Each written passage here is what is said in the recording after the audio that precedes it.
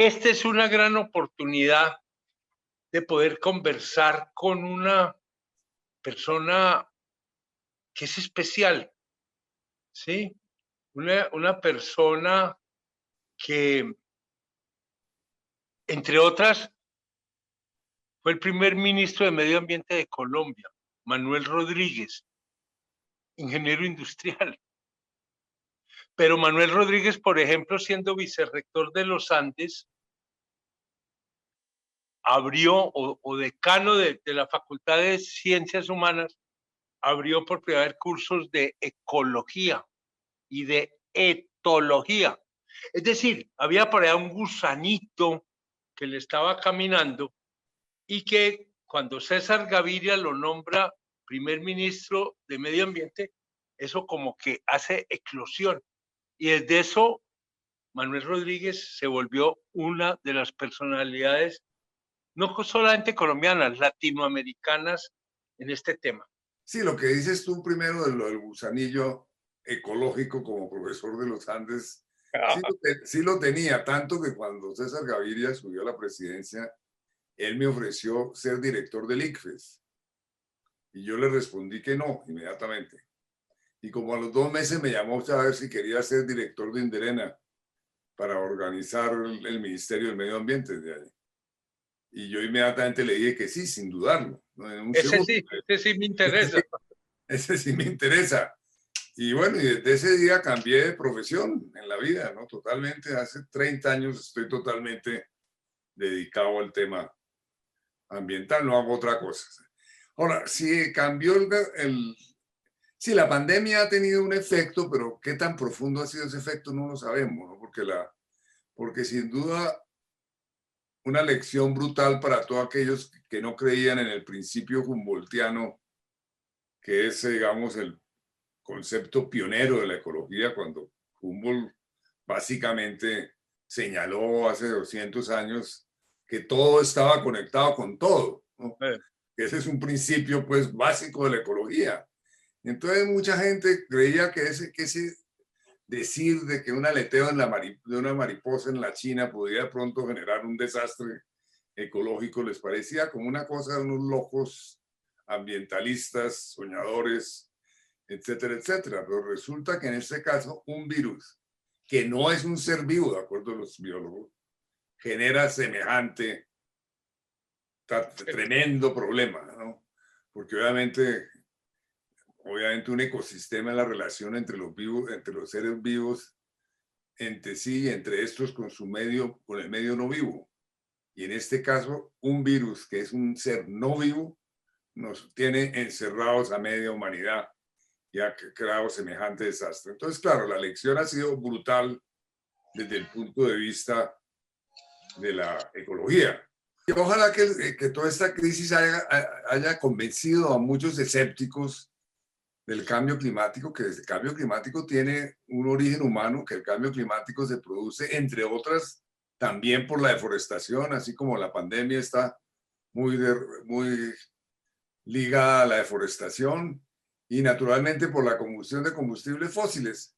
Y hay que decir, Juan Manuel, si se transgrede el límite que han dicho los científicos de un incremento de la temperatura promedio de la superficie de la Tierra en relación con la era preindustrial de más de 1.5 grados centígrados, y si vamos a escenarios del 2,5 o 3 grados centígrados, se van a producir catástrofes en diferentes lugares del mundo, eso no cabe duda.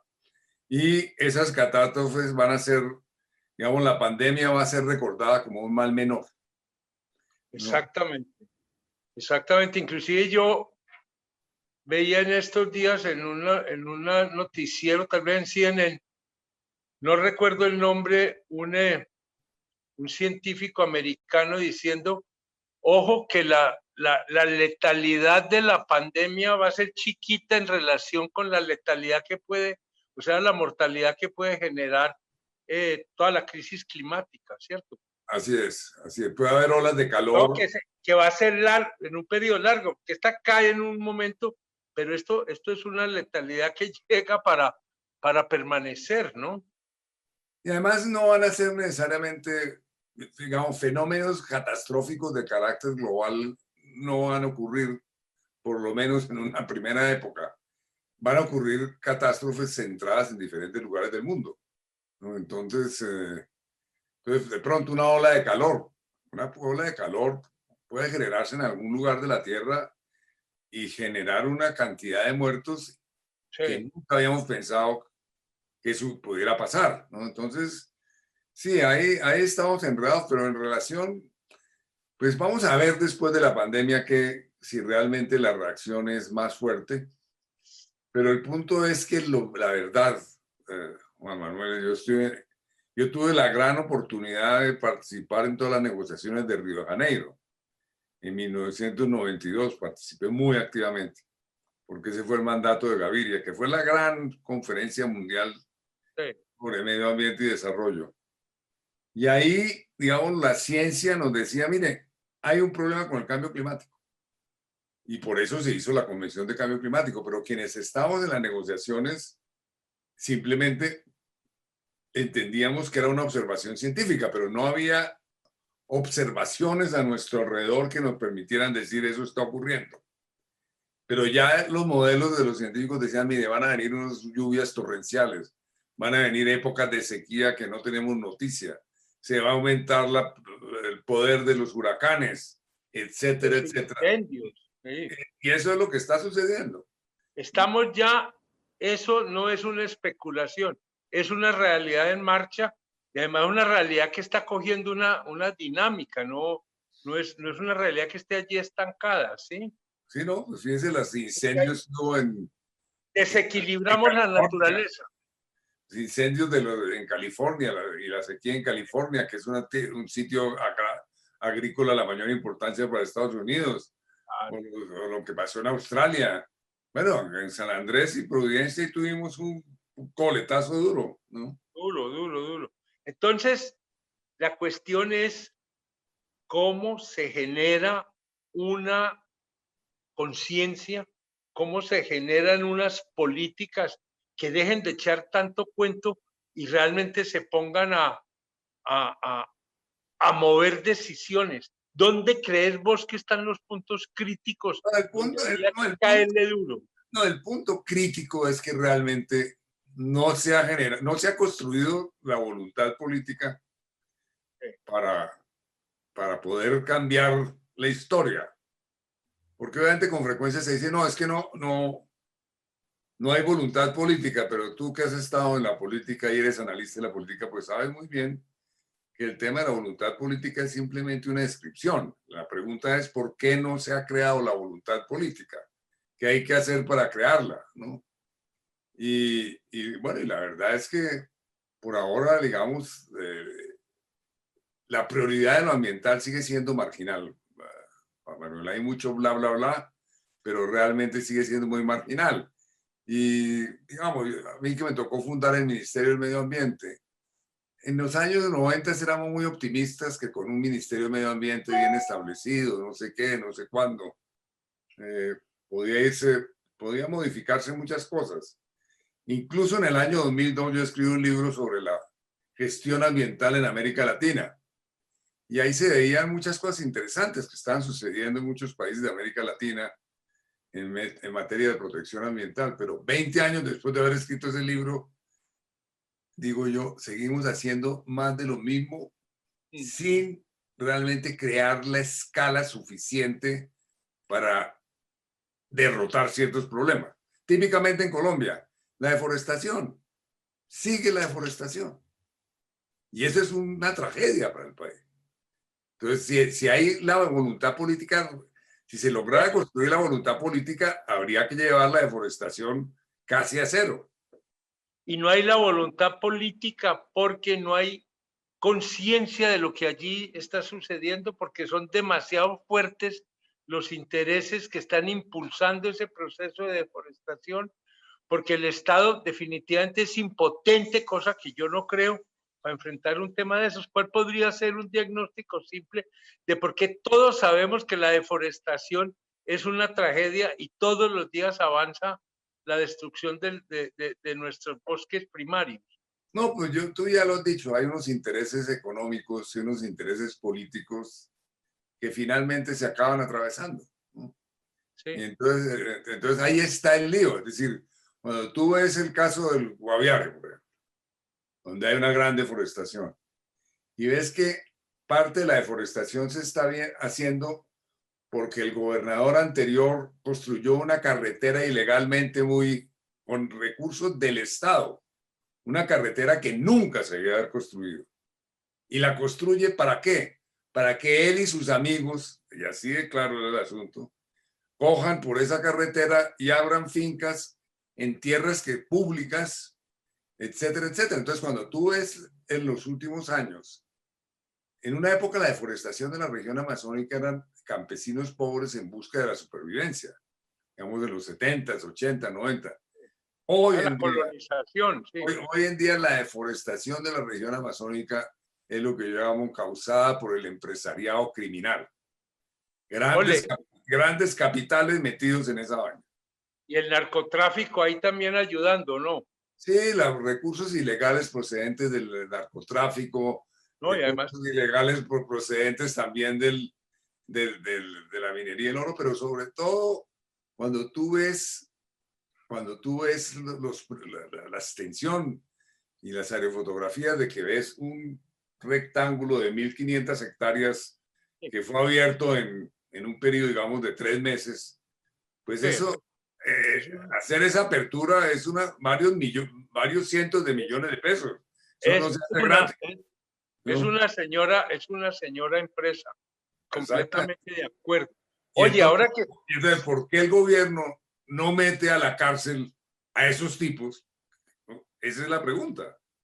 la pregunta, ya no el millón, sino el billón, ¿cierto? Pero es la pregunta, y esa es la situación que además, con muy poquita diferencia, pasa de un gobierno a otro gobierno a otro gobierno, empieza uno a decir, aquí, ¿qué es lo que no sé? ¿Por qué no se quiere ver? Es Sí, una pregunta. no, porque el país ya el país económicamente es un país de tamaño medio, que puede Sí, obviamente enfrentar esos problemas. Ya no, nosotros tenemos la capacidad, pues tenemos los recursos para enfrentar el tipo de problemas. Te cojo otro tema ambiental, digamos, el de la minería del oro ilegal.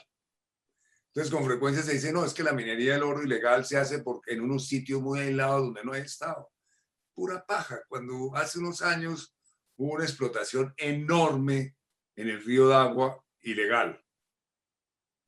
Y un país en desarrollo no puede tener más Estado que el que hay en el Valle del Cauca.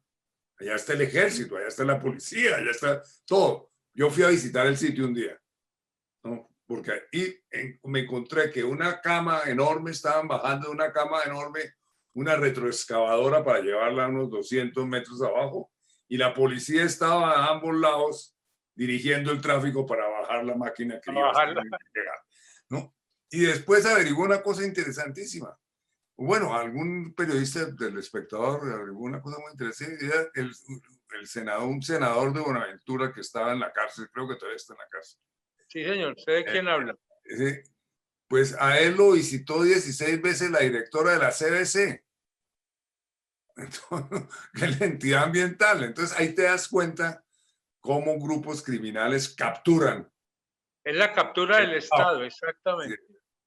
Entonces, Es la claro, captura del Estado. Ole, ahora que hablabas, yo pensaba, y tú decías, uno nunca sabe hasta dónde el discurso se acaba traduciendo en hechos concretos, pero yo creo que ya no a nivel de Colombia, no a nivel mundial, vivimos en estas semanas un cambio que puede ser fundamental y es el paso de Trump a Biden, ¿sí?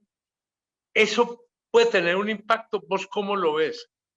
no, sin duda, eso fue lo mejor que nos pudo suceder en años, porque Sí, obviamente la permanencia de Trump era la permanencia de unos intereses económicos en el poder que niegan el cambio climático para su, para sus ganancias de corto plazo. Eso es un horror, por Dios.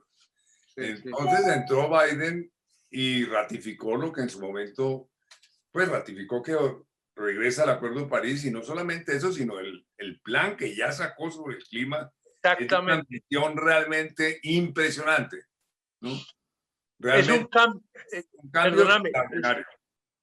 es un plan que implica un cambio, yo no sé si de modelo económico, pero sí por lo menos de sistema de producción económica, ¿cierto?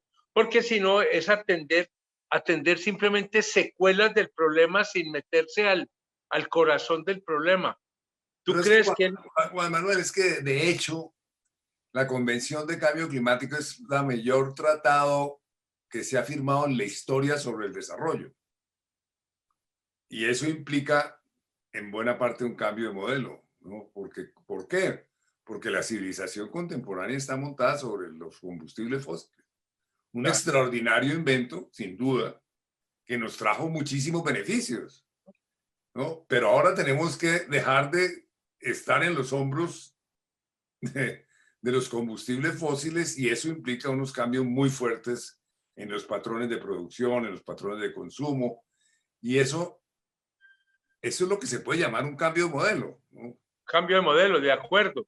Y el aprovechamiento, lo que llaman ahora también la economía circular, dejar de todo este desperdicio y empezar a aprovechar, reaprovechar recursos, porque ya los recursos son finitos. No, el plástico no puede seguir siendo el alimento de los pescados en el océano. Yo que tengo en este momento aquí Pero el fíjate, mar la Caribe al la frente. economía circular es un buen ejemplo de cómo por ahora en Colombia también hay una política de economía circular, pero eso va a ser muy limitado mientras no se logre modificar ciertos patrones de consumo.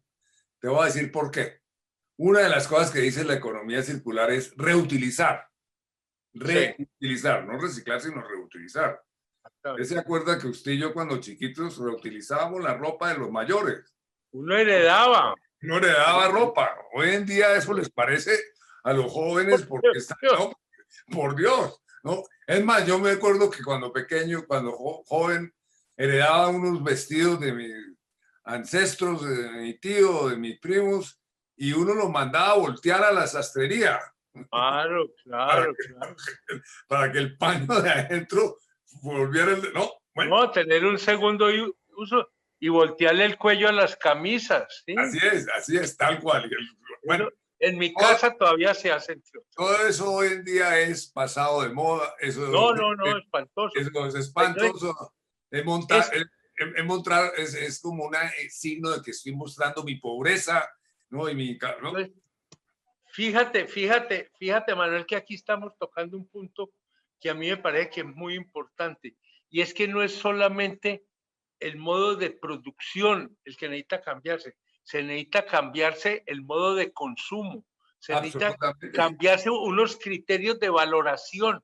Esta cosa de la moda, del exceso, de No, que de la soy el moda que más rápida. gasto, eso se hace a costa de la naturaleza. La moda rápida es una de las cosas más dañinas en el mundo. Incluso una de las gurús de la moda rápida, en un discurso que hizo en Nueva York, dijo, mire, yo soy CEO de una de las actividades más dañosas desde el punto de vista ambiental para la humanidad, y por eso estoy cambiando ahora mis políticas. Porque claro, obviamente reutilizar significa cambiar unos símbolos. El consumo del agua embotellada. Uno ve en Bogotá en un restaurante un señor tomándose un agua embotellada de Fiji, ¿no? Entonces ha venido 12.000 kilómetros de distancia la botella de agua de Fiji, cuando el agua de Bogotá viene del páramo de Chingaza, por Dios, ¿no? Y es un agua absolutamente potable, pronto mejor que la de Fiji. Así es, yo tomo agua del grifo, pero entonces No, yo también. nos han Yo también. convencido los productores de agua que la única agua saludable es el agua embotellada. Cuando una ciudad que tiene un acueducto como el de Bogotá, ninguna persona requiere tomar agua embotellada. No, Y no. el agua embotellada tiene una cantidad de consecuencias, comenzando por los envases plásticos, que son Claro, millones de envases plásticos, el transporte de toda esa agua embotellada no, en camiones, bueno, todas las imaginables. Pero esos es son un ejemplos. desperdicio que lo paga finalmente la naturaleza. Todo esto es girar contra la naturaleza. Pero por eso es Pero que hay te otra, digo por eso es que te digo que la economía circular es muy sí, bonita como teoría, pero si no va a ser aplicable, no. si no se hacen unas modificaciones, por ejemplo, fundamentales en el consumo. Es que yo creo que esto no tiene solución única. Un poco yo quería llegar allá. Aquí Sí. tenemos que hacer un repensar de cómo vivimos, cómo producimos, para qué consumimos, porque si no usted puede hacer unos ajustes marginales, pero la dinámica fundamental sigue inalterada y en la medida en que eso siga de esa manera, pues la cuenta se sigue girando en contra de la naturaleza finalmente, porque todo esto es desperdicio, hay sí desperdicio de recursos naturales, todo esto es un golpe que se le da innecesario a la naturaleza. Oye, pero yo viendo lo de Biden, me hice una pregunta muy de ignorante. ¿Ahí no habría eventualmente un punto de encuentro entre los chinos y los norteamericanos? Porque si yo entiendo bien, los chinos han estado moviéndose duro en términos tecnológicos, en términos de rediseño de actividades industriales, precisamente para atender estas nuevas fuentes de energía, o eso es un cuento chino, No, no, valga de no. la expresión. No, yo creo que tú tienes toda la razón. Bueno, de hecho, hubo ese encuentro en el Acuerdo de París. El Acuerdo de París no hubiera sido factible si no se ponen de acuerdo China y Estados Unidos. No, Ajá. hubiera sido imposible, porque finalmente hay un politólogo que tú lo conoces muy bien, que es Anthony Giddens, ¿no? El gran pensador europeo. Sí, de la London, sí. Y escribió un libro sobre Politics of Climate Change. Él no es ambientalista, pero dice, mire, finalmente este tema depende claramente, es una negociación sobre cambio climático, pero también es una negociación sobre quién se queda con el negocio de la energía. ¿No? Entonces, obviamente No, los chinos... a ver, esto no es altruismo, esto es negocios. Es negocio. Pero es que por Entonces, una vez que los negocios nos ayuden a respetar la naturaleza, ¿cierto? pero fíjate, justamente una de las políticas de Biden es una inversión multimillonaria en investigación para energía limpia. ¿Por qué? Correcto. Porque ese es el negocio. Ese es el negocio. Y los chinos han avanzado tremendamente en eso. Hoy en día la industria fotovoltaica está en manos de los chinos en buena parte y en los hindúes. Ahora, ¿por qué los chinos se están apuntando tan fuerte al tema de acabar con las emisiones de gases de efecto invernadero? Porque, entre otras cosas, sus ciudades se volvieron invivibles desde el punto de vista del aire. De contaminación, sí. Y obviamente la protesta pública estaba siendo muy fuerte, porque en China, que es distinto a estos países, el 60% o más de la energía eléctrica es con carbón. ¿No? Es con carbón. Exactamente, no. Y entonces te Fíjate, imaginarás lo que significa en términos de emisión de carbón oh, por Dios. producir energía eléctrica para 1.000 y pico de millones de habitantes. No. Entonces, fíjate que esto tiene, y a muchos les suena horrible, pero esto tiene una posibilidad que es interesante, y es que finalmente la preservación de la naturaleza, buscar este reequilibrio climático pasa por el mundo de los negocios. Inevitable. Sí, pero es que hay unos ambientalistas que eso les suena como una blasfemia, ¿cierto? No, esto es la defensa de la naturaleza por la naturaleza. No, yo creo que si tenemos un rediseño industrial, un rediseño de inversiones, un rediseño de capacidad de ingenieros, de administradores, para empujar este tipo de acciones, bienvenidos, porque eso sí va a permitir levantarle el enjalma al medio ambiente que lo tenemos completamente tallado y lleno de peladuras, así como de mula maltratada, ¿no? A mí eso me parece que es bien interesante y fíjate que ya hay fondos de inversión que están limitando a este tipo de actividades. Nosotros no le vamos a trabajar en Davos, que es pues la gran catedral del capitalismo decisorio. Este es un tema que ya está sentado para quedarse. Entonces, para un romántico esto puede sonar ahí ya se fueron a hacer negocio para salvar la naturaleza. Pues sí, van a hacer negocio, pero por una vez va a ser un negocio que va a ayudar a la naturaleza a flotar y a no acabar de hundirse, ¿no? Yo creo que esto la gente lo tiene que entender, porque si no, no, cuidado con esto, no, cuidado, no, miremos con la atención que no vaya a ser un paquete chileno, es decir, que de verdad sí implique una transformación. Sí, es que, y además también hay que mirar cómo se hace la transición hacia allá, porque Exactamente. con frecuencia algunos ambientalistas en Colombia, con los cuales yo he tenido unas discusiones fuertes, dicen, no, es que hay que cerrar ya la industria petrolera. No, uno no puede cerrar ya la industria petrolera porque Colombia depende del petróleo. ¿No? Obviamente todos estamos de acuerdo de que Colombia y los países de América del Sur son en general muy atrasados en términos de que dependemos excesivamente de industrias extractivas y no de industrias de valor agregado. Y obviamente tenemos que transitar hacia allá, lo que significa, entre otras cosas, transitar eventualmente hacia una industria menos contaminante, etcétera, etcétera. Pero hay que hacer la transición. Entonces uno no puede ponerse en las posiciones extremistas y decir, no, el paro nacional, no, que se prohíba la explotación de petróleo. O sea, pues, a ver, sí, vamos con calma. no. Vamos con calma. Lo que sí puede ser interesante, me ocurre aquí oyéndote, que algo ha habido por lo menos de planteamiento, no conozco si ya se ha vuelto realidad, es que Ecopetrol empiece a abrir ese campo de investigación, de exploración para nuevas formas, nuevas fuentes de energía distintas del petróleo, de manera tal que el petróleo que hoy estemos sacando en parte nos ayude a financiar las fuentes de energía nuevas, limpias, que han de reemplazarlo en un tiempo más corto que largo, ¿no?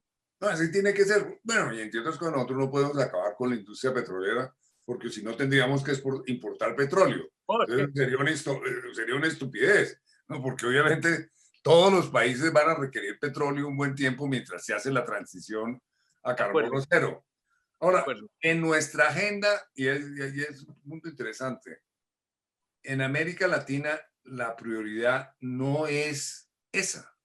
En América Latina la prioridad no es, digamos, el punto más central y más crítico no es disminuir las emisiones de gases de efecto invernadero con energías renovables, carros eléctricos, etcétera. Claro que hay que hacerlo, pero Sí, más del 60% de las emisiones de gases de efecto invernadero en América del Sur, en todos los países, sobre todo los tropicales, procede de la deforestación y del uso del suelo.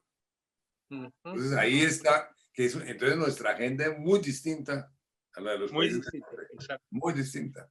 Muy importante ese punto, vea, aquí desafortunadamente se nos está acabando el tiempo. Ahora, cuando estábamos antes de empezar, me comentabas que habías estado en un grupo, 21, 22 personas, que convocó la secretaria general de la CEPAL a discutir estos temas. ¿Por qué no nos contás muy rápidamente? Hay Yo he tenido, 17 habló. yo he tenido la fortuna de estar en dos grupos, no solamente en uno, simultáneamente. Uno que fue el que convocó la secretaria de la CEPAL para que hiciéramos una reflexión sobre el estado actual del medio ambiente y en América Latina y posibles salidas. Como producto de eso se produjo este libro, La tragedia ambiental en América Latina y el Caribe, que se puede conseguir en la página web, ¿no? Entonces ahí está un diagnóstico y básicamente se dice hay que cambiar de modelo. ¿Cómo? Hay muchas alternativas. Y participé también en otro proyecto que ese duró 4 años, imagínate. Y este es el informe final del proyecto. Esto no da para más hacia la transformación social ecológica de América Latina. Perfecto. Esto tiene 400 páginas, este proyecto. Y hay 30 documentos de soporte. En este último, en la comisión de Alicia Bárcena eran ambientalistas. Este otro grupo que lo financió la Freire, trabajamos 4 años, compuesto por 18 expertos. Había 2 ambientalistas, los otros 16, fíjate lo interesante, eran líderes políticos, líderes en el campo, expertos en comercio internacional, expertos en la industria minera, etcétera, etcétera, y nos pusimos de acuerdo en esto de que hay que hacer una transformación social ecológica de fondo, que implica también modificar. Por esa razón fue que promovimos esta cátedra que se ha llamado Repensar a Latinoamérica, alternativas, como tú decías, alternativas para la transformación social ecológica, porque se requiere un cambio de modelo, pero hay muchas alternativas para muchos temas, para los diferentes temas. Y fíjate lo interesante, se inscribieron, en este momento hay 10.000 personas inscritas en la cátedra, 10.000, ¿no? ¿Y todavía se pueden inscribir o no? Todavía se pueden inscribir, es gratuita la entrada, ya está en la página web del proyecto, que es se la pueden conseguir en la página web del Foro Nacional Ambiental, ahí está. Foro Nacional Ambiental. Hay una magnífica página con las conferencias, los conferencistas, todo esto. Van a ser 13 conferencias de aquí a junio, 7 sobre América Latina y 6 sobre cómo se come o cómo se aterriza eso en Colombia, ¿no? ¿Cómo se aplica en Colombia? Perfecto.